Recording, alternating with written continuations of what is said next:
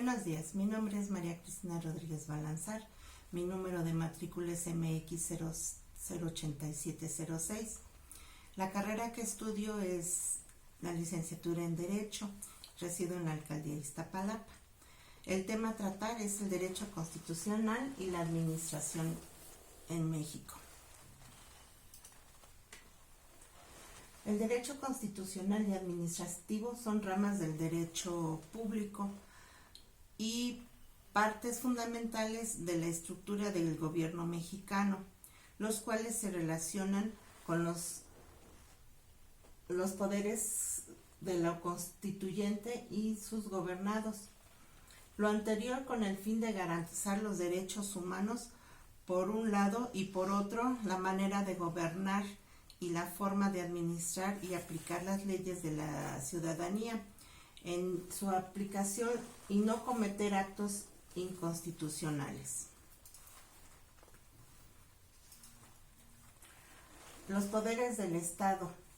Son tres poderes, de los tres uno no es más importante que el otro y los tres no pueden estar uno sin el otro, ya que en eso se basa la democracia del país y en nuestro ejercicio de dicha democracia es donde el poder no pueda residir en una sola persona, sino se divide en los tres poderes, que es el legislativo, el ejecutivo y el judicial.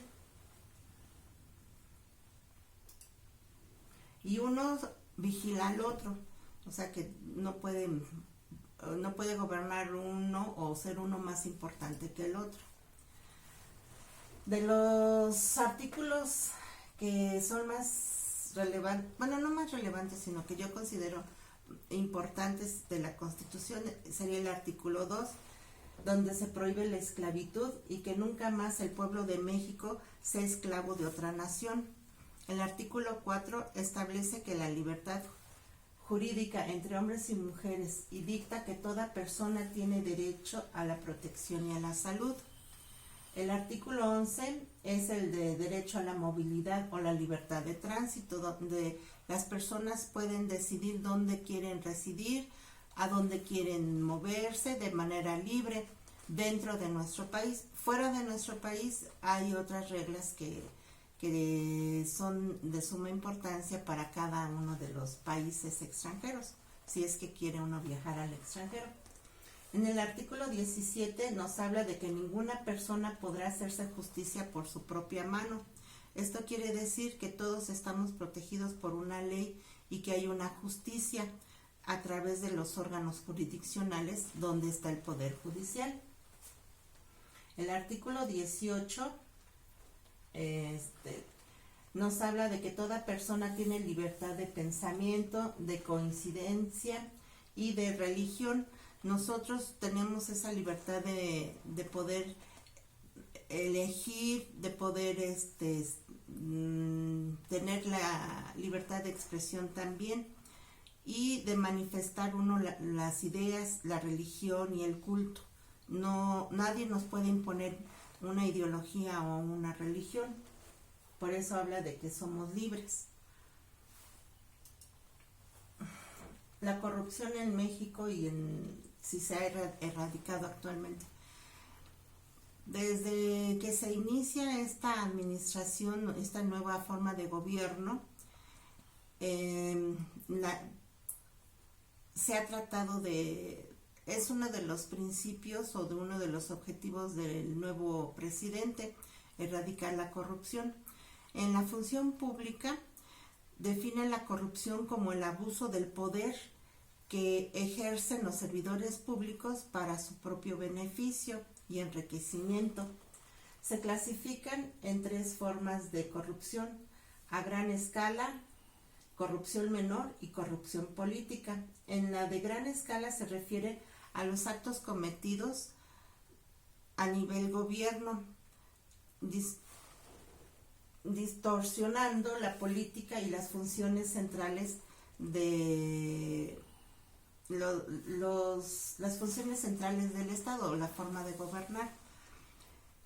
La corrupción menor se refiere a los actos de corrupción como el abuso cotidiano de poder o rango a nivel bajo o medio, al interactuar con los ciudadanos comunes y poder abusar del servicio que están brindando los servidores públicos y obtener beneficio de la ciudadanía, ya sean los servicios de hospitalización, escuelas, seguridad pública, entre otros servicios que ofrece el gobierno. La corrupción política. En este punto se refiere a la forma en que se manipulan las políticas institucionales y las normas para proceder en la asignación de recursos y financiamientos, abusando de la posición del servidor público para conservar o incrementar el poder o un estatus a su patrimonio. La importancia de las juntas de conciliación y arbitraje. Las juntas de conciliación y arbitraje se fundamentan en el artículo 123 constitucional, la cual establece que las juntas deben de estar integradas por representantes de gobierno, del patrón y de los obreros. Su función es de resolver conflictos laborales y de carácter obrero patronal. Estas juntas se dividen en tres: en la Junta Federal, juntas locales y las juntas especiales.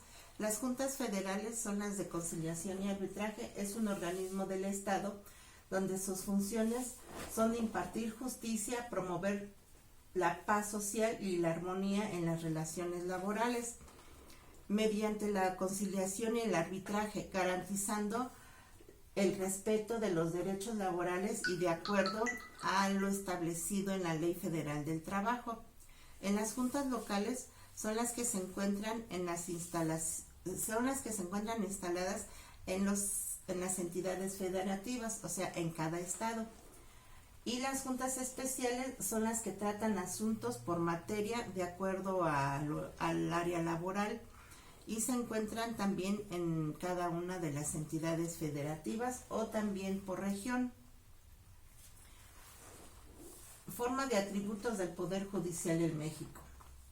El Poder Judicial en México es uno de los tres poderes, como ya lo habíamos mencionado, donde se divide en la democracia del Estado, que es el Poder Legislativo, el Poder Ejecutivo y el Poder Judicial. El Poder Judicial está formado por la Suprema Corte de Justicia, el Tribunal Electoral del Poder Judicial de la Federación, el Consejo de la Judicatura Federal, los juzgados de distrito, los tribunales colegiados de circuito, los tribunales unitarios de circuito.